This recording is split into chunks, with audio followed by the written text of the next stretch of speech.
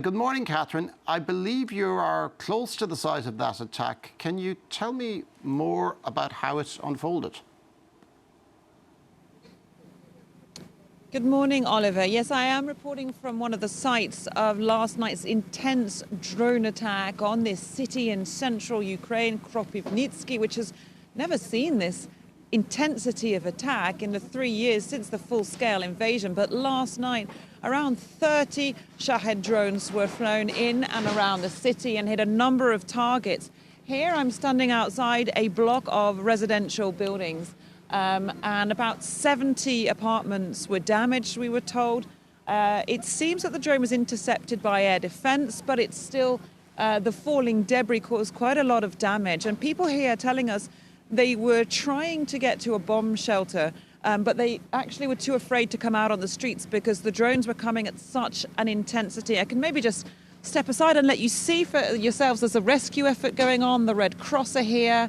They're trying to repair, people are repairing some of the broken windows. Probably hear the sound of broken glass as well at the moment. And as we were driving into the city last night, we saw for ourselves the intense fire coming over this city, this industrial city. We saw the air defense efforts as well coming down to try and shoot them down. So machine gun fire, projectile lights as the drone hunters of the Ukrainian armed forces under volunteers tried to counter this offensive.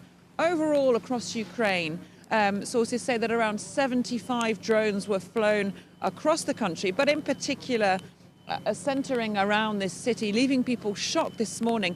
And then, of course, when you hear talk about a potential peace deal to come, understandably, people hear that they're dealing with their daily lives, trying to literally pick up the pieces. And they're very, very skeptical that anything is going to come out of this soon. Yeah, there's definitely no let-up in these attacks. Despite Volodymyr Zelensky's phone call to Donald Trump yesterday, what was Zelensky's reaction to that call? So Zelensky held a press briefing with journalists last night in which he actually sounded quite upbeat. Our correspondent Gulliver Cragg was among those attending.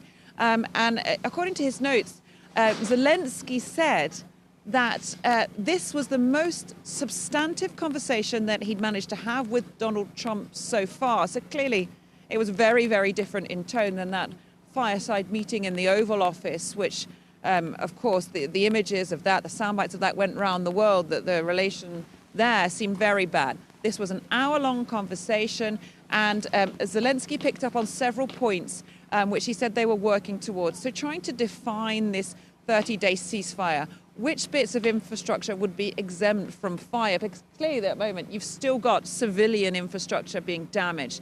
Now, the Kremlin in their readout from the call said that they had agreed to a pause in striking energy infrastructure. Ukraine, and it seems the White House want that widened to other infrastructure as well. Now, that is set to be defined in talks in coming days.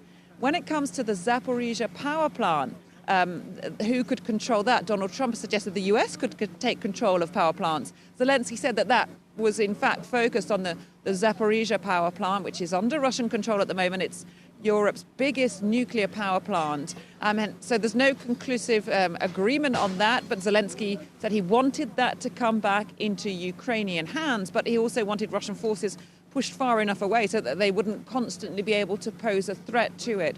So quite a lot of concrete points coming out. And I think the Ukrainian leader seemed quite upbeat that things were, while not close to a peace deal, at least moving forward on some points. It's clear, though, that he and Vladimir Putin remain, so far apart. The issue of military aid coming to Ukraine from its foreign partners, financial and military aid, clearly is key for Ukraine, and the Kremlin has said it won't accept that. So there's an awful lot of talking still to be done. Thank you very much for that, Catherine Norris Trent, who's in central Ukraine. Now, the Israeli military